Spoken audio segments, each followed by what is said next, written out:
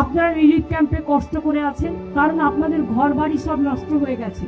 আমরা তাদের বাংলার বাড়ি করে দেবো। যাদের সার্টিফিকেট হারিয়ে গেছে, আপনাদের আরো যা যা নথিপত্র, পাট্টা থেকে শুরু করে বাড়ির কাগজ সব নষ্ট হয়ে গেছে, সব ডকুমেন্ট আপনারা এখান থেকে পেয়ে যাবেন। যারা মারা গিয়েছিল তাদের সকলকে আমরা 5 লাখ টাকা করে দিয়েছি, এবং হোমগার্ডের চাকরি নাগরাকাটায় এবং কুচবিহারকে দিয়ে দেওয়া হলো।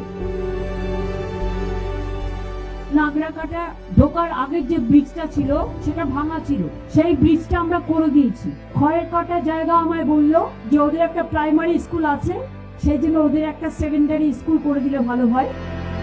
যতক্ষণ আপনারা এখানে থাকবেন, বাড়ি থাকার মতো উপযুক্ত না হবে ততদিন পর্যন্ত এই ক্যাম্প চলবে। বাচ্চাদের একটু দেখে রাখবেন, বেবি ফুড আছে। আপনারা সবাই ভালো থাকুন, সুস্থ থাকুন।